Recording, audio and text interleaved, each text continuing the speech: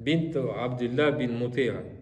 Абдулла бин Мутиның қызы өзін күйеуіне Талха бин Абдуррахман бин Ауфар Зухри деген кісіге, рахимахулла, өте жомарт кісі болған деп сондай сипаттайды оны тарихта. Соған бір күні былай деп айтады екен. Ма раайту қауман әл-әма мин ихваник. Күйеуіне айтады, сенің қасына жүрген адамдар не деген нашар адам. Олардан нашар адамды көрмедім. Сол кезде күйеу, бұл не деген сөз? Неге солай айтасың? Енді бұл дәлелдей, неге олар жаман? Неге солай оларды айтасың олар туралы? Сонда ол айтады, араухум иза айсарта лазимук, ва иза асарта таракук. Олар сен мықты болғанда қасынан кетпей қалады, жабысып қалады саған. Кетпей тұрады, қасына жүреді мықты болған кезде. Ал әлсіреген кезде сен тастап кетеді, жоқ болып кетеді.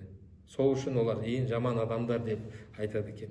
Сонда жауабын қараңыздар, қалай ғалым жауап береді. Қала хаза валлахи мин карамихим. Бұл керісінше олардың кейіпейілдігі, адамгершілігін белгісі. Бұл жамандық емес, олардың істеп жатқаны деп айтады. Я'тунана фи халил қуввати бина алейхим. Біз мықты болған кезде, күшіміз қолымыздан келген кезде, күшіміз бар кезде олар келеді. Олар біліп отыр, сол кезде мен оларға бір пайдам тиеді, оларға бір нәрсе істей аламын, сол үшін сол кезде мен қасына жүреді деп солай ақтайды оларды. Уаятрукунана фи халид даф бина анхум. Ал біз әлсіз болған кезде олар бізді тастайды, мазаламайды.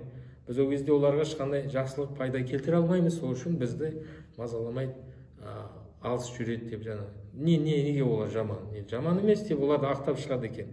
Міне қараңыздар, қандай өзінің кейіпелдігімен,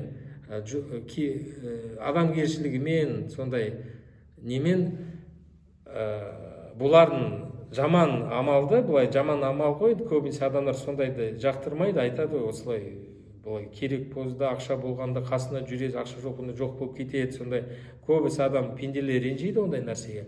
Осы жерде ғалым айтады,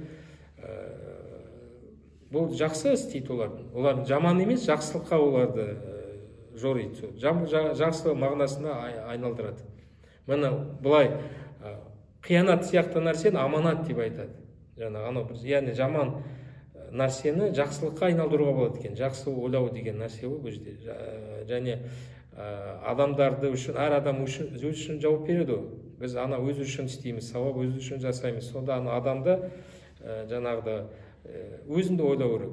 Бұларды жақсы ойлап, жамандыққа қимау керек оларды. Бұл осындай керемет адамгершілік, кеңпейілдік екен. Осындай адамдар осылай істейді екен. Қателік жіберсе де жақсы ойлайды, тырысады, ақтап шығады екен мұсылмандарды.